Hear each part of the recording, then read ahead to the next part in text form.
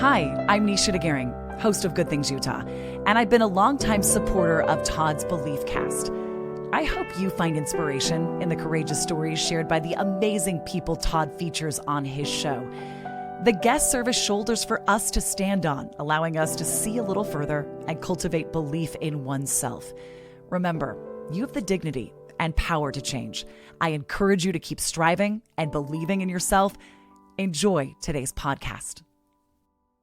I want to take a moment to express my heartfelt gratitude to the incredible sponsors of the BeliefCast podcast. First, Craig from Craig Swap and Associates. If you need an attorney, he's your guy. Trustworthy, compassionate, always there when you need him most. Next, Wasatch Recovery, the greatest university on the planet, transforming lives one day at a time. Sandy from Minky Couture, the creative genius behind the most comfortable blanket you'll ever wrap yourself in. Comfort like no other. The visionaries behind Thread wallets. These wallets redefine style and functionality. Dave Philippi from Micro Plus, pushing the boundaries of nanotechnology and scientific research to bring us cutting-edge supplements for optimal health. The Ralphs and the Debenhams, creators of Mori Nutrition and Calm. Because if you're struggling with sleep, feeling stressed, or can't focus, Calm is your answer. Special thanks to the award-winning pianist Paul Cardall for his beautiful music that brings inspiration to every episode. And finally, Gab Wireless, letting kids be kids and giving parents the peace of mind they deserve. Right now, Gab is offering $25 off any device to new customers with no contract required. That's $25 off any Gab smartphone or smartwatch. Just go to gab.com/belief. That's where you'll get the best deal. That's Gab, GABB.com/belief. Thank you to all these amazing sponsors for supporting the BeliefCast podcast and empowering us to continue spreading positivity and inspiration to the world. Today we have an amazing guest today. It's Christian Cox. Christian, thank you for being here. Hey, no problem, Todd. Excited to talk. Yeah, you guys are going to love his story and what he's been through. I had his wonderful wife on. Probably it's been a year now, I think. Yeah, well, I think or less than a year, maybe. It was I think like spring. Yeah. Was it spring? Yeah, it feels like it was so long ago. Yeah. Anyway, but she was wonderful. She's got a great company that she's doing. They have 6 wonderful kids.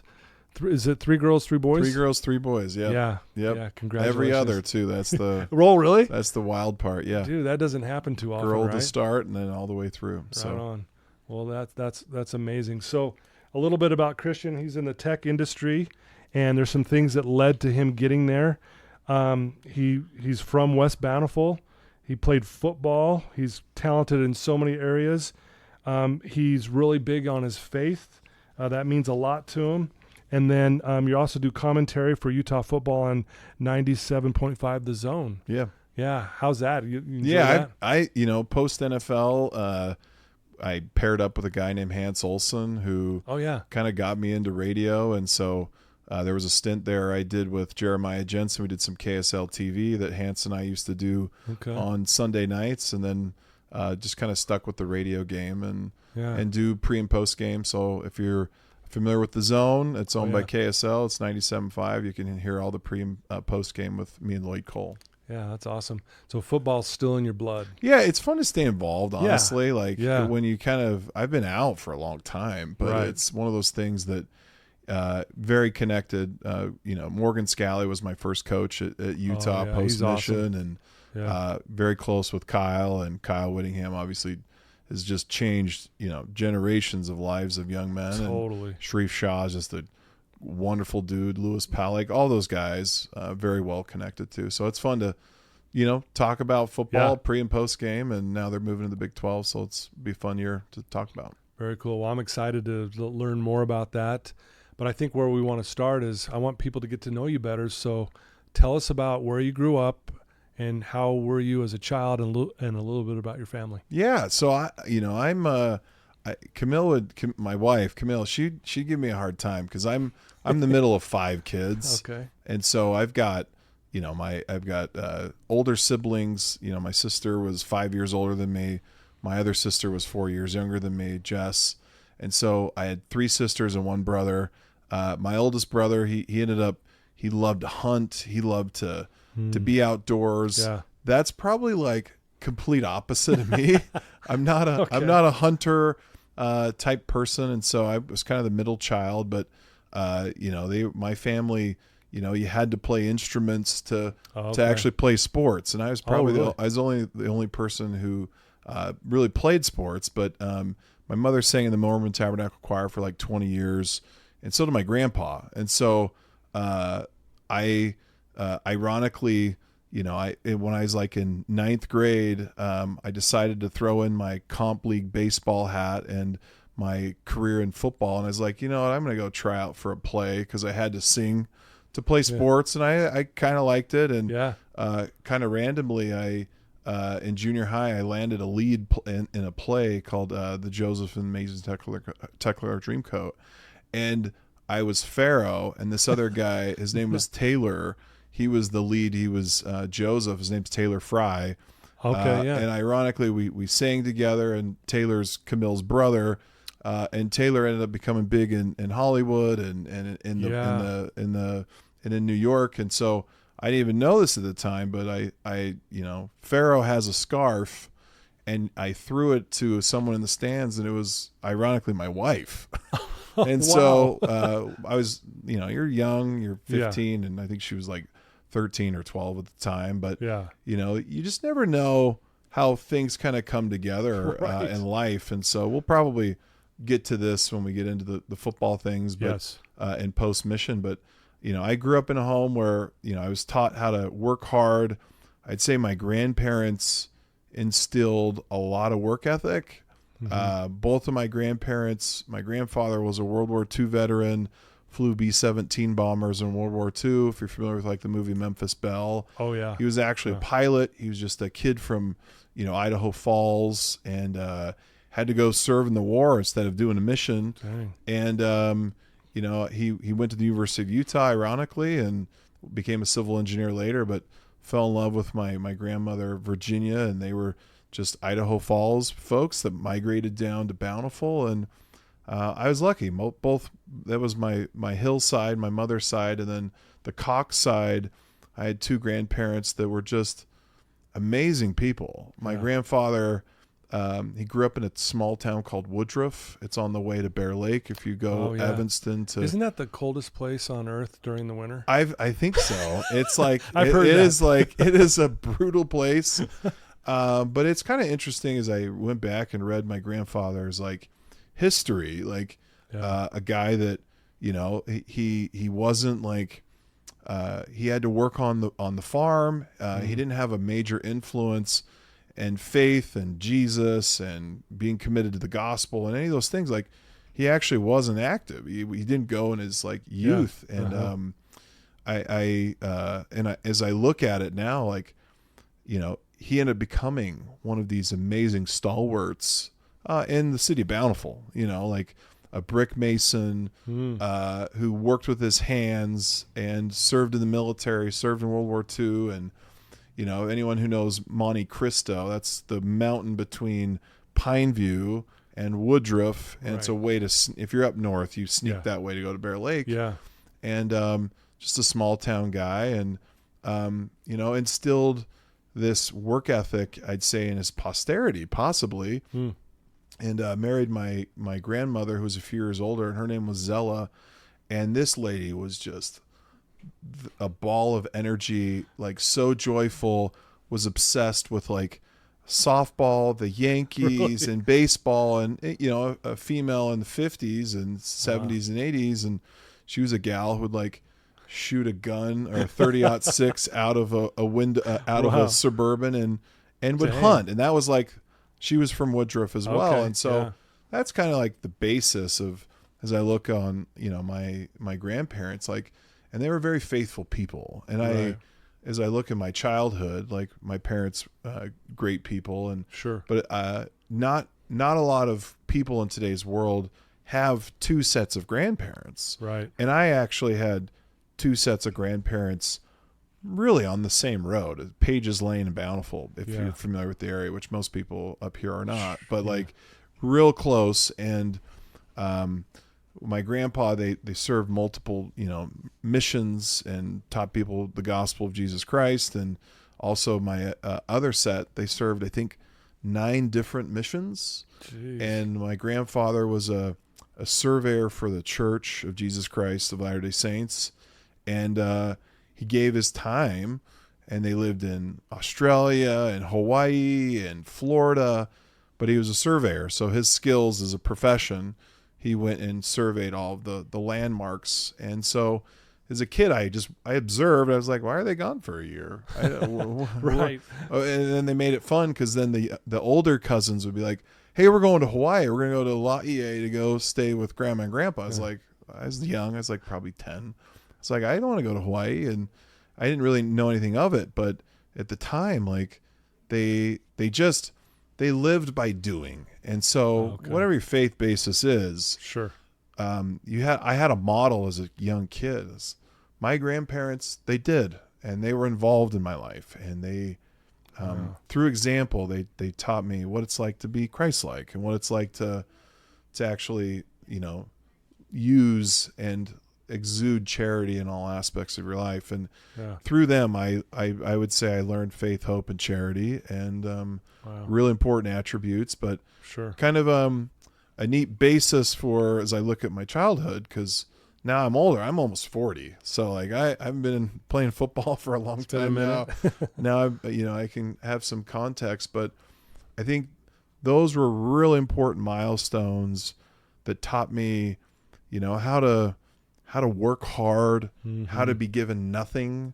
Also, like my grandfathers, they didn't have a choice. They had to go to war, right? Our generation, it's been many years, but like they didn't have a choice. They were enlisted in the army. They had to go serve our country. And so obviously the world, operates in cycles. And, if I look at my generation, which I guess I'm classified as a millennial, which I don't know if I agree with, because I'm more, I don't know. I don't know. That's a title, a label stuck on us, but they gave a lot to this country, and they also gave a lot to their families, and they were very resourceful. And now it's just a whole different time period. For sure. And so it's interesting how, as I look now, I'm really grateful. I was really fortunate to have amazing siblings and grandparents, and, my mom and father were great. But like, I think that was kind of a model of, you had nothing. And I didn't even realize this. Sure. I was given nothing. I grew up, I'd say, middle class or lower middle class in West Bountiful. And we were still so happy. My grandparents were happy, and they lived life, and it wasn't tied to things. It was experiences. And one real important thing my grandpa Hill taught me was every year he had a family reunion.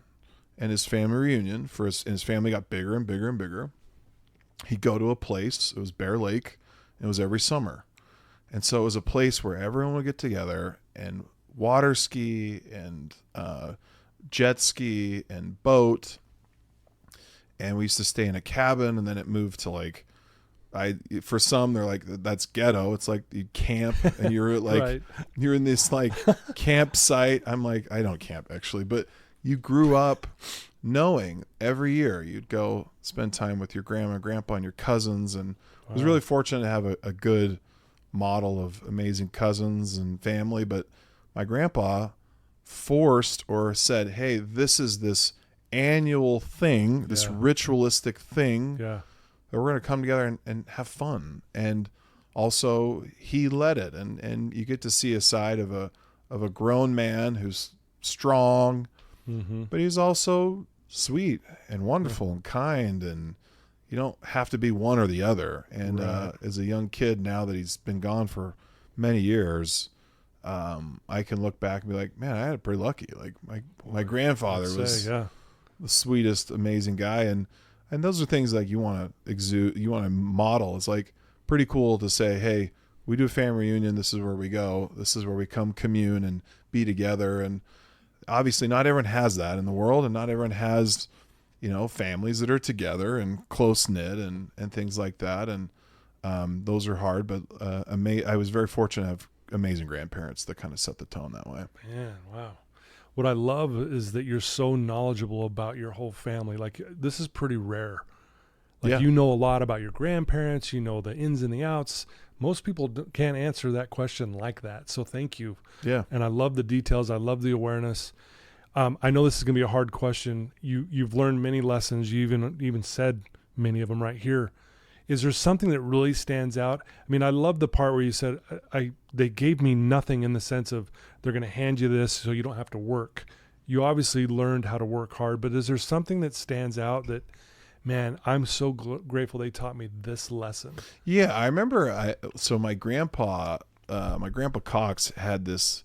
He was a classic crazy old World War II vet. Like, he built his house, he built another house across the street, and he built his own house. And I was kind of like, I was in this weird age of like 10 to 11 where I couldn't like work. And like, I wouldn't say I was sentenced, but I was almost sentenced. It's like, hey, yeah. I think it was my dad at the time or someone's like, hey, like, Grandpa, Christian doesn't know how to, you need to send him here to go work. And you need to come work on Grandpa's house and in the garden. And it was kind of classic because I went and I'd have to show up there at 8 a.m. in the morning. I could ride my bike up to their house. And instead of picking peas and, getting the garden all put together, that's what they wanted to do.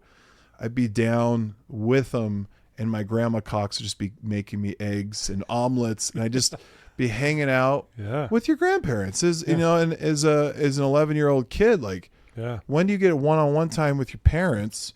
Let alone like, I got to be one-on-one with my grandma and my grandpa, and I got to be with my grandma Zella and my grandma Cox, and like, could feel the realness of my grandmother, not the shell and a model, but it was like, she was a real woman. And I think what they taught me through example was like, nothing is given. You have to earn everything, and you have to create, right? And through work ethic, you have to create, and but also like the human connection of just being present. Like, that was a time, like, I was 11. I didn't have a tablet in front of my face. I didn't have an iPhone. I didn't have anything. I was there to be with my grandma and grandpa every summer.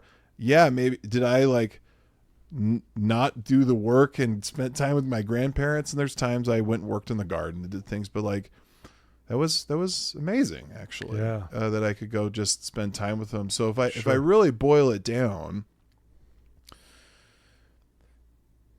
those things that they taught me of being present and being with them and feeling loved also was what I'd say power and motivation that I translated in and I used as the mode of operation was sports was the vehicle. Right. Okay. I used the love and I used the work ethic that I did, and I channeled that into sports and teams and community and winning, right? And so they taught me the basis of life, but that's kind of where I'd say they taught me how to work, and I just took those approaches and moved it into, as a kid, comp baseball, but football. Yeah. Well, you were state champs. Yeah. Yeah. In high school. Yeah. And I love that you say you translated or you transformed that into doing what you were doing on the field, whether it's, what other sport you were playing, but you obviously excelled at football. That, you're obviously really good at that. You played in college and played in the NFL. So you win the state championship, life's good. You then go on a mission. Is that correct? Yeah. So tell us about, why did you decide to go on a mission? Cause I would imagine it would have been tough going, hey, well, I'm going to keep playing football. This is my thing. Yeah, no. So to put football on hold, that says a lot about you. Yeah, it actually does. It was, I was at Southern Utah at the time, and maybe it makes sense. I'll back up for a second to kind of please help understand the football side. Yeah. So what's interesting about, you can read bios, and bios are horrible to write. Oh, by the way, like, they're hard. Like, it's like, I look at it as like, I don't even What I've done, it's like that those are great defining marks, right. but it's like, it's almost like the other half of the V. It's like, I'm interested in, where am I going to keep going? Like those things help me. Where am I going to keep going? Sure. And so if I look back at football, and this might help listeners who have young kids or parents that are trying to help their kids, like I wasn't allowed to play football until I was 13. So I didn't start till later. Okay. And so like, if you look at Tom Brady actually didn't start playing football until he was in high school. He was a sophomore in high school. So I didn't do Little League. I didn't do all of that time. Okay. And as you look at, hey, we were state champs. We were back-to-back state champs at Bountiful. But like in the historical days in like the 2000s, early 2000s, there's a guy named Larry Wall who coached at Bountiful. I got to stop you. Yeah. So Larry Wall was my sophomore basketball coach. At Brighton? At Brighton. Yeah. And the reason why I'm pausing here, and I apologize, but I got to say this, a shout out to Larry Wall. He was, I can't even tell you, he believed in me so much that I decided to believe in myself. I don't know how to explain it. Yeah. Like he made me the man. Yeah. Like you are the guy out here, Todd. This is your team. You're the captain. I'm telling you, Larry Wall, and I wrote him this really long email. I don't know if I ever got to him several years ago, thanking him for his influence in my life. Yeah. So sorry, Larry Wall, man, that name means a lot to me, and he means a lot to me. I honestly can say that was like him. He helped me transition from being this little scared kid to almost like this confident man, if you will. Yeah. No, I say this, and I've said it on radio publicly. Larry Wall, Kyle Whittingham, and Bill Belichick all have a common thread in those three. And so that was my childhood, was those three mentors. Again, coaches you look up to and you try to emulate. But Larry Wall, again, Bountiful High School football was Larry Wall. Yeah. Bountiful High Stadium's named after Larry. I was going to say they named after Larry Wall. But back to what I was saying on Larry is that he ran a program at Bountiful that was so meticulous. And so as a seniors started and played. Juniors and sophomores didn't play varsity. And so in 2002, I think, there was an opening at a position as an offensive tackle. Mm-hmm. My entire life, I played quarterback and middle linebacker. I never played offensive tackle in my life. I also was undersized, so it's high school. So I made a decision, and I think it's really important early on in my life that it seems really small. And if you start connecting the dots of your life, you actually realize it's the small things that compound into big things in your career and life. At that moment, I said, I'll make a sacrifice for the team. I'll play a position I've never played. Yeah. I was 6'3", probably 180, playing quick tackle. Dang. And in that offense, we ran a lot of traps, so you're blocking linebackers and things. But I was able to play as a junior just to say, hey, I just want to play on the field. That was really it. I want to just play. Get me out. I want to get there. I want to go play. And so I'm playing, and we win our first game against Lone Peak. It's a home game. The next game we lose at home on the road. I think it was to our rival at Viewmont at the time. Larry played for Viewmont. Yep. And then we went on to win every single game the rest of the way. And then we beat Lone Peak and a kid named Matt Ayu, who ended up playing at BYU in the state title in 2002. So fast forward the next year, there was only 2 returning starters that were the next year. Me and the left guard, a neighbor of mine. His name was Matt Baza. And then the whole team was new. Wow. So it was a new culture, new team.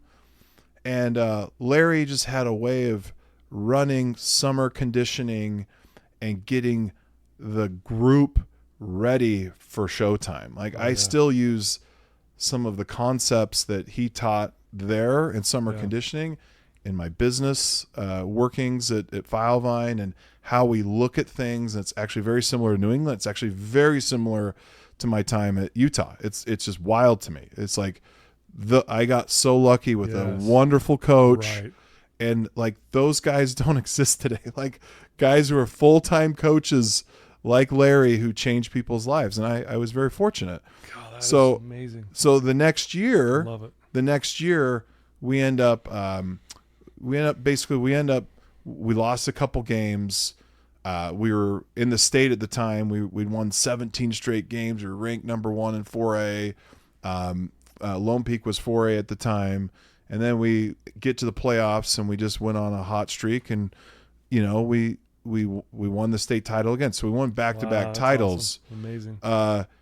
And at the time I played offensive tackle, and I played linebacker. And so I was first team All-State in both papers. That time you didn't have Huddle, you didn't have YouTube, you're not highly recruited. And really, like Larry, there was this guy named Gary Anderson who was at Southern Utah University, and Kalani Satake was down there, and Aaron Roderick was down there, and this guy named Gary Anderson, who's a very famous, well-known coach, who's had his success at Utah State, Utah, Wisconsin, went to Oregon State, but he offered me to Southern Utah. So if you want to think about life, sometimes life is about the people and the people and the doors that they open up for you. Yeah. And it's, I think, how the universe works. I think it's how the Lord works. I think it's how everything works, honestly. Yeah, right. And so I didn't have a lot of exposure. And so when I started my senior year of high school, I was like 195 pounds, had no tape of playing linebacker, because my junior year I played offensive tackle. I'm not getting picked up anywhere. And then my senior year I played both ways. And so I got offered a scholarship. Aaron Roderick and Kevin Clune offered me my first scholarship. Gary Anderson was the head coach. Yeah. A guy named Urban Meyer was at Utah. And so he took Gary to be the D-line coach in 2004. That team went on to win a Fiesta Bowl. And I was down with, hey, my head coach who recruited us, who we're doing this thing at Southern Utah, he's out. And so this backs down to what you were asking about. Hey, like, mission and where should you go? That year, a guy named Braden Godfrey, who ended up being a great football player at Utah, he was down at Southern Utah. Another guy named Fesi Satake, who's the receiver coach at BYU currently, he was down at Southern Utah with me. Another guy named Mike Wright, who was a linebacker for the University of Utah during the Sugar Bowl, a good friend of mine, he was down at Southern Utah. And so went down there. I was a freshman, true freshman, and it was the fall of 2004. And so, like, legitimately, you didn't have iPhones. You had a CD player. Yeah. Like, this is like old school. You had T9 texting, and you're living in the dorms basically in there. And like, I'd never lived in Cedar City, and I just wanted to play football, right? Yeah. And I grew from 195, 6'3" to like 235 by the end of my senior year of high school. Dang. So I went in like as a true freshman, filled out, great linebacker, ended up playing quite a bit, played behind a guy who was a Colorado transfer, ended up playing the NFL, played for the Chargers, but had an amazing coaching staff, amazing ecosystem. And I had this decision to make, really, because that fall, like, I knew I wanted to go on a mission my whole life. That's what I wanted to do. It wasn't like pushed onto me culturally. I wanted to do that. But like, I was a true freshman. I was starting. I was on the road. I was playing against the North Dakota States of the world, Weber States, and all these schools.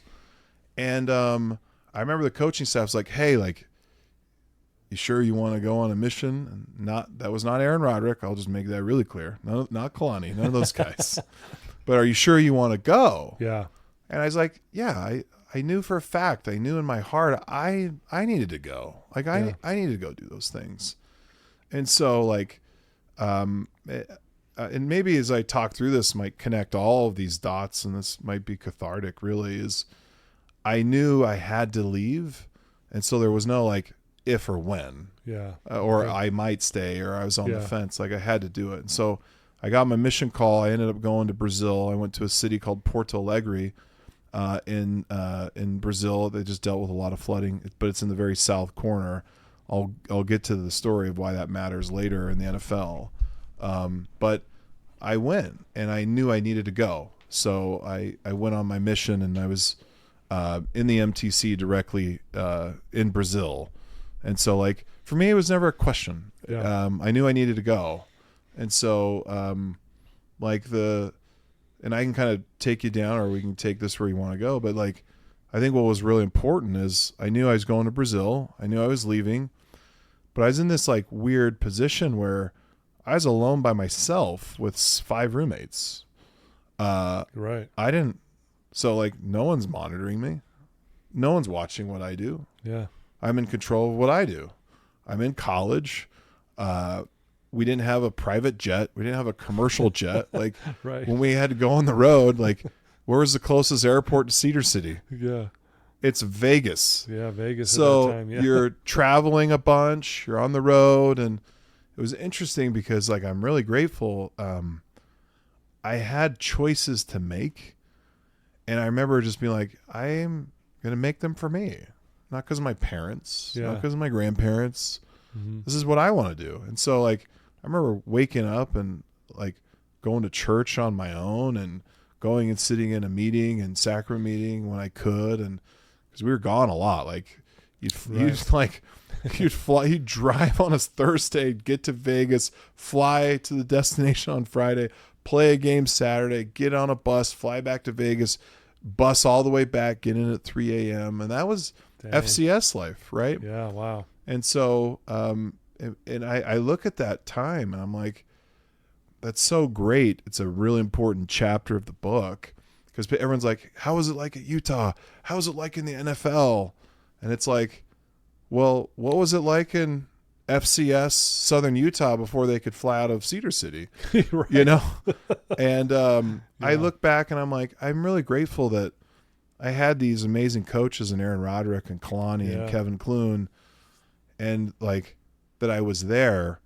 But that's actually where the story started to shift because I ended up leaving on my mission. And so I went on my mission and I went directly to Brazil, and Aaron Roderick and Kalani both got jobs at Utah. And so Urban Meyer had left. Kyle had taken over full time at Utah. And so he's building his staff. And so I went on my mission and I was, like, full bore into the work. Like, I wanted to learn about, you know, teaching the gospel. And one of the first people I met, ironically, in the MTC in Brazil, his name was Elder Whittingham in the MTC. And so I remember being in there and we're playing volleyball against each other and we're, you know, just going through the MTC eating beans and rice, and you're in downtown Sao Paulo. It's 20 million people and it's, like, quite insane. But I remember as we both were going to our separate destinations, he was going to Brasilia, if I'm not mistaken. I was going down to Porto Alegre. So Brazil is, like, bigger than the United States. It's massive, like the Amazons and Brasilia, the capital. And I'm in this, like, you know, Rodizio Grill type place where they, like, churrasco and cut you meat, and it's cowboys and chimarrão is what they call it. But I remember looking at him, and this was, like, a really important moment in my life. I looked Tyler directly in his eyes, and I said, and we're looking out, like, the stars. We're kind of like, hey, like, wonder what it's going to be like being out there. Like, we've been in this thing and you have to go speak Portuguese. And I remember just looking at him square in the eyes, and I knew it. And I was like a 19-year-old boy. And I'm like, I said to him, I'm like, hey, one day I'm going to play for your dad at the U.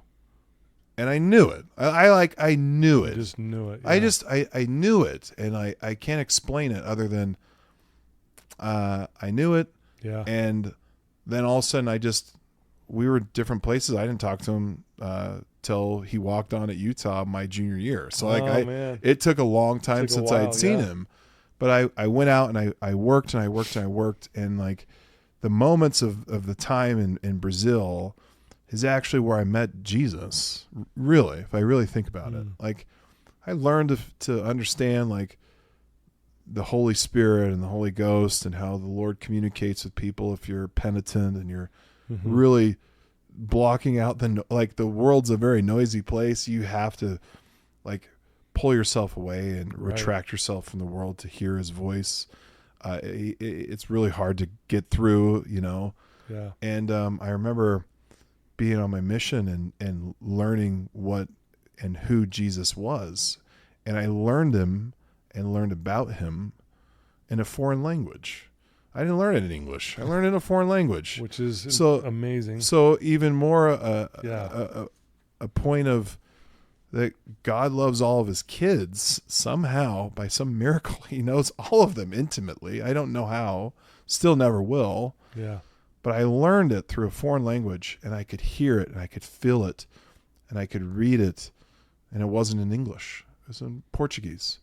And so I had a moment where my mind and my heart started to shift and change, and like nobody's perfect. You go through ebbs and flows of physical strength, mental strength, spirituality. I look at them in triangles, and you're always trying to evolve and continue to get better. But at that moment in time, like, so instrumental. And in those 2 years, like, you didn't have phones to communicate. I didn't know what was going on in the football world, but I said those words when I left, and I didn't think about it until I got emails at the end of my mission where it's like, hey, are you coming back to Southern Utah? We have your scholarship. We're excited for you. Come back here, come play. And on the other side, I got Aaron Roderick, who's writing me emails. He's like, hey, we're so excited. We want you to come walk on at Utah. Come be a preferred walk-on. Come earn your keep. And I'm like, okay, well, I said those words from a window. Yeah. But like logically to the world, it's like, why would you financially do, like, your parents aren't in a financial position. Like, you need to go take scholarship money. Like, right, yeah. You need to go do logical. You need to go do the logical pros and cons list. You got to go do that. Right. And for me, I look at all of the amazing decisions and all of the bad decisions, but all of the great decisions in my life that have ever happened to me. They've all happened sometimes when it defies all logic. Yeah. Yeah. And sometimes our brains were so pragmatic and we want the list to justify why I do things or justify that this is the right choice. Right choice for you might not be the right choice for this person. Right. And the right choice is determined by you being in tune with the universe. I'd say it's God, right? That the God would be guiding you. And I got home from my mission. And I remember speaking clearly, and it was kind of naive faith, and I actually kind of missed that guy of like naive faith to say, oh, I have a big decision to make. Where should I go to play college football? Where should I go to school? And I remember thinking, I'll just go to a temple. I'll go to this building on the top of the hill in Bountiful. There's like a big white building. I'm like, all right, I'll go to the tree of Moses up here, the burning bush. I'll go up there and I'll get an answer. I really thought that. I was like, I'll get an answer. And I remember sitting up in the building, and for some who've experienced it, some who haven't, I remember sitting in a chapel, and two guys came and sat behind me, and they were the two guys who were on the state championship team my junior year, who knew me. One had already walked on at Utah. One had already experienced it. And so we go through an endowment. We sit in a celestial room, and they came and found me, and he told me all the things I was worried about. His name was Matt Binks, dear friend of mine, good dude. And he said, you can do it. You can walk on at Utah. You can do it. You can do it. So the same thing that you said with Larry Wall having belief in you. Oh, yeah. It came from someone else, someone I respected, someone that said, hey, you can do it. Lo and behold, I had a buddy, Mike Wright, who walked on at Utah, and another buddy named Braden Godfrey who had walked on at Utah, and they became scholarship players. And so I already had these two guys in front of me. I'm like, I'm as good as them, I think, or better, right? I can go do this. And so I have that experience, and I wrote immediately. I was like, hey, Gary Anderson, hey, A-Rod, I'll be there. So I got home on like the 29th of December, and I was on campus at Utah, winter conditioning, January 5th. Wow. So that's incredible. When I left on my mission, I was no, he's 235 pounds, 6'3", strong. I got home. I was only 195 pounds. I was skinny. I walked everywhere. Yeah, you're losing all the weight. Like I was just this lean, blonde-headed kid because like Brazil's the other side of the equator. So January is brutal hot summer. Christmas is melting hot. And I remember sitting next to my buddy, who's a dear friend of mine now, is Paul Kruger. And Paul Kruger, for anyone who knows, you go look him up. He looks like Hercules. He was like 6 foot, massive, 6'4", striking. And it was the first day at Utah. I sit next to him, and he goes, "What position do you play?" And I'm like, "I'm a linebacker." And he goes, "You look like a receiver." and I was like, "Oh, great! This is my first day." And so we go right into camp, and I know we have this connection to Trevor Moss. I met another dear friend in Trevor, and first day at class basically at Utah, and we followed each other together for 3 and 4 years, and him and Misty are amazing people. But I just remember my first few weeks at Utah, and this is maybe where it's applicable for people listening, is I remember showing up being undersized, weight-wise, the right height. Yeah. My old self was strong and just ripped. When you go try to play at D1, there's this psychological game. It's psychological in high school, like you mentioned, but there's, can I actually do this? And I remember the first 2 weeks just showing up and throwing up every day at weight conditioning and the running. Jeez. It's the middle of winter. Yeah. We're in the Mountain West, so we didn't have a ton of like money like the Pac-12 is given now, and it's one of those things that if I quit and stopped, and that thing I said to Tyler Whittingham in the window, that never went through my mind. Like that just happened and existed. Yeah. But I would have denied myself of all the future and potential. Yeah. And I just like my grandparents, it was one of those things, you just show up the next day. Yeah. And you just got to get through the next day. And slowly and methodically over 6 weeks, 12 weeks, all of a sudden I was 240 pounds. Went from 195 to 240 in 12 weeks, right? Wow. Not saying the weight was good weight, but it was like, but it was, the point is that, just when you think you're being stretched to the limit, you shouldn't show up. Like the environment was just completely different. I went from the streets of Brazil to D1 football at Utah, and Utah churns through guys, and big time. And you just kept showing up, and as you keep showing up, good things can happen. And over time at Utah, like I walked on, I gave up the money at Southern Utah, and it was the best decision I ever had because, rewind or fast forward from that person, all of the amazing things happened after because I made those choices to follow the choices. Yeah. And so I love that. What's not told is cause it's NFL, no, it wasn't easy. Like that wasn't even part of my thought. I was a walk-on. Yeah. When you're a walk-on at a D1, you're the guy carrying the pads. You're the lowest on the totem pole. Get my You're luggage. like, get out of this drill. Yeah. Who are you? Who brought you here? But it took me playing 6 different positions and 2.5 years to finally settle into my right spot. And so I told you I played in high school middle linebacker and offensive tackle. I had never played D end in my entire life, ever. And so I played D end. I ended up leading the team in sacks in 2009. A really important figure, Gary Anderson, ended up going to Utah State, but I had a guy who just transformed my life fully. His name was John Pease.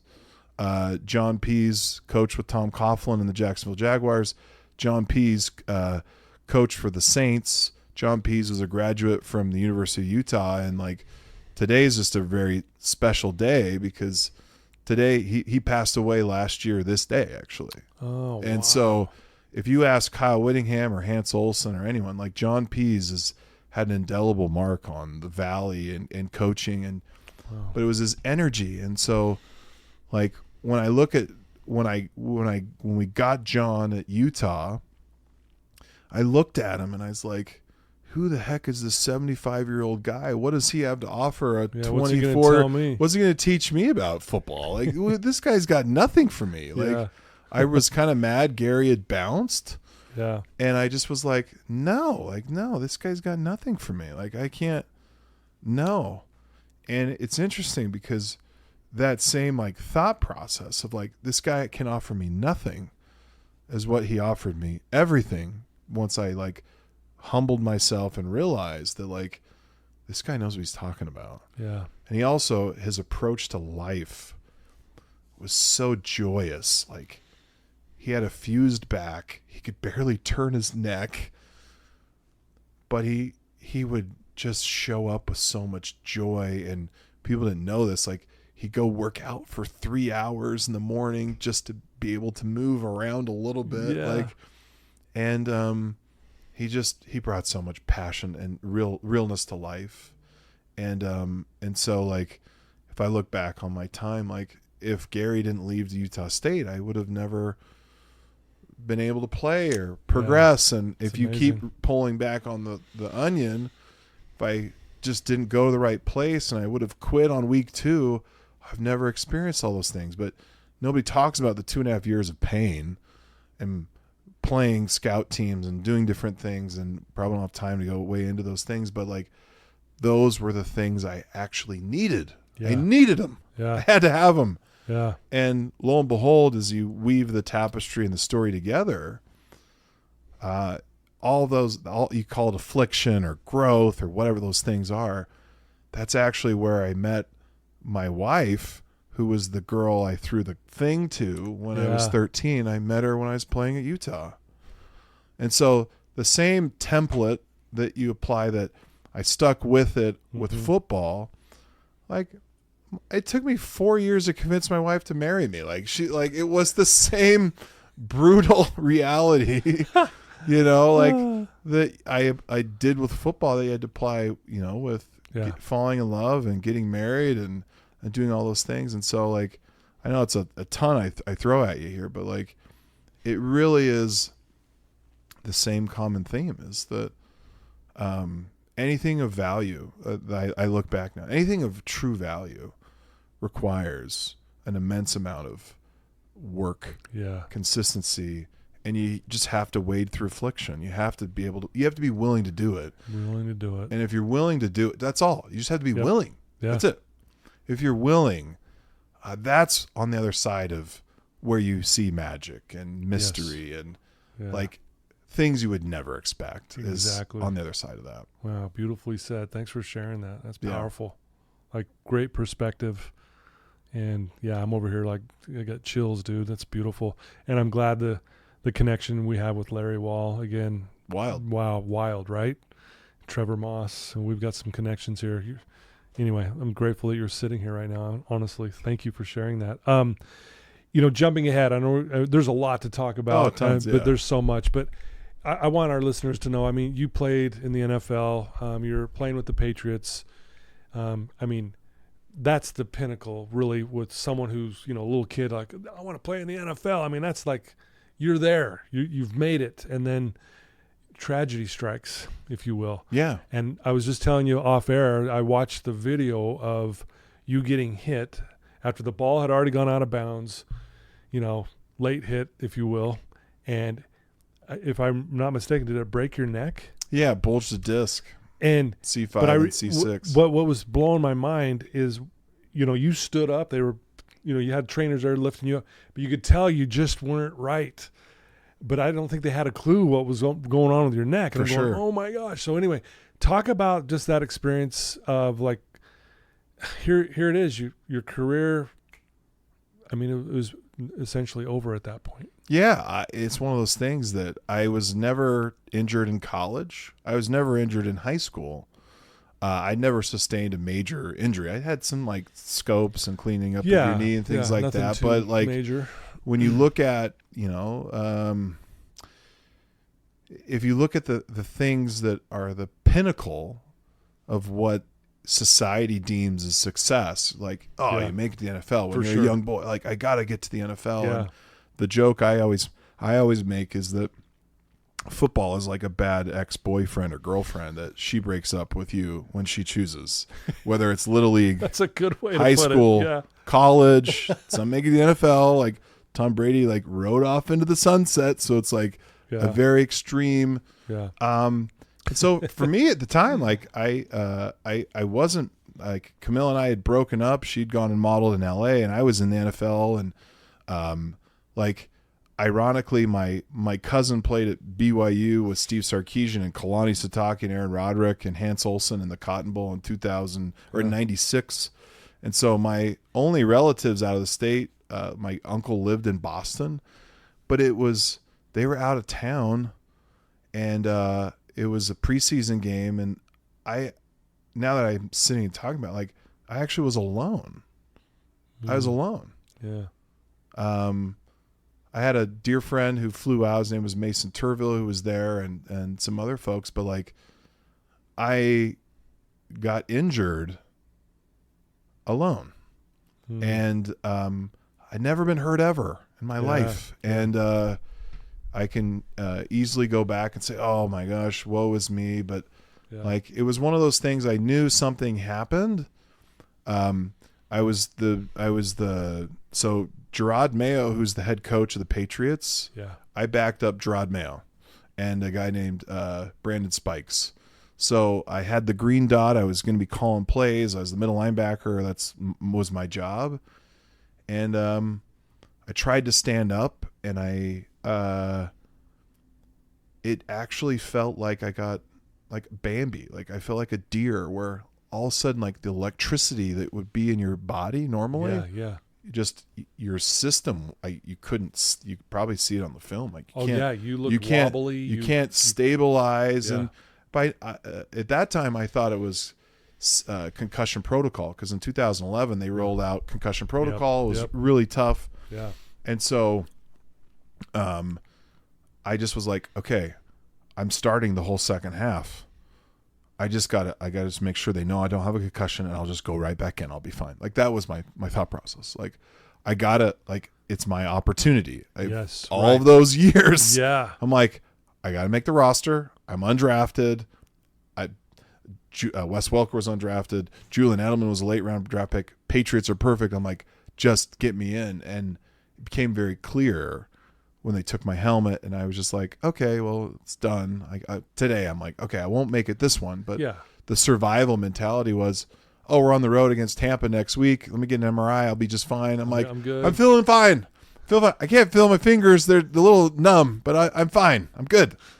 And then they went and did an MRI, and they're like, hey, like, you need to go see a spinal surgeon. You need to go see a doctor, and they need to give you a real diagnosis. And I was like, no, like I got to get a second opinion. This is a doctor from the Patriots. I don't know. Like, do you want to I'm undrafted, so I'm like low on the total. You just want to move on from me. Right. And I went, got a second opinion, and then I got a third opinion, and it was like very clear. It's like, hey, you have a bulge in C5 and C6. You need to get a fusion, and it was the same surgery as Peyton Manning's fourth neck surgery. And at that point, like, it was really clear that I was like, all right, well, I don't have a choice, you know? Yeah. Like I was alone too. And I was at my uncle's house and ended up having surgery, and had a neck. It was just, and I haven't really ever talked about this, honestly. So I apologize, but I hope that's okay. But I just was in this neck brace, just sleeping, and this physical body that was just in prime condition was broken. Prime condition, just it was broken, and so like how I got through it, honestly, like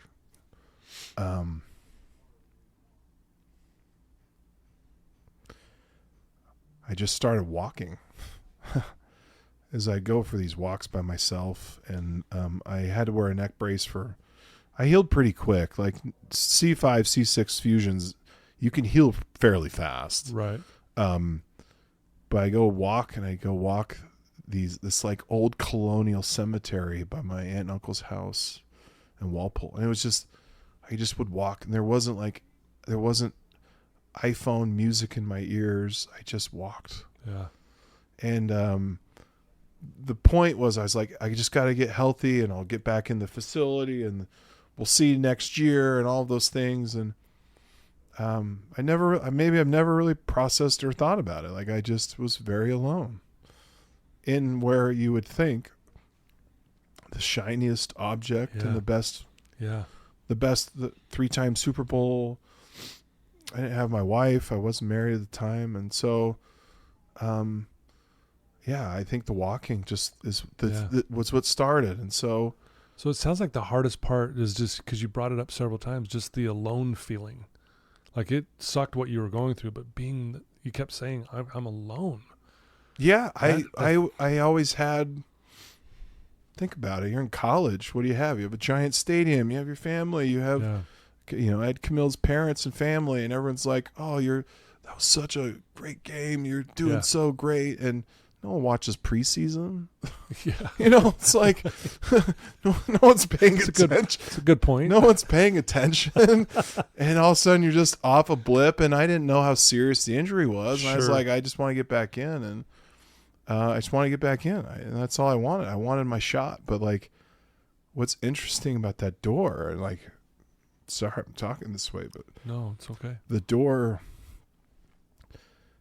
was always open. Like, here's these doors that are open. It was like the first time actually ever in my life where it wasn't the door I was supposed to be in. The door was not like, hey, find the next one. It was a wall. It was bricked. Like, I remember being in an elevator with Tom Brady. It was like day 2. And I remember just going up the elevator with him. I'm like, hey, Tom, kind of random. I served a Mormon mission where your wife's from, Giselle, in Porto Alegre. I served there in there. He's like, oh, you lived in the Rio Grande do Sul. We love it down there. And this is obviously before their divorce. And sure. But it's like all these weird, like those small things. Mm-hmm. Yeah. And, all come together. And he built a business, TB12, with Guerrero, who was a guy who lived in Alpine. And I talked to him, and there's all these like little tiny things that are all connected. But back to the alone, I was alone, but I in the aloneness, go back to, like, not to go too scriptural for people, but like, I remember reading this scripture in the Book of Mormon about Moroni, and he's in the end of these wars, and he's the person who his father was Mormon. That's why the book's called that. And it's an ancient record of people who lived here. But Moroni's job was to seal these records, and he knew all of his people would die. And he says it. And I remember reading these words, and he talks about kinsfolk, and he has no one around. He's all alone. Yep, he's alone. And that meant something to me, because I actually was. And I'm grateful for those things. And but as I look at it, because everyone's always asked me this question, like, getting injured, like, how hard was that? I've never really, like, talked through it, but, like, it was hard. It was hard to see players the next years. I'm like, that guy's not good, but he's still in there. And but now that I have all of this perspective, and I ended up getting married and convinced Kamille to marry me. And but now I have all these children and these 6 beautiful kids. Yeah. And like, the perspective is, would I have had them, in New England? Probably. Was I supposed to have them there? No. Would I be in my tech career and software and scaling companies? I've done 2 of them.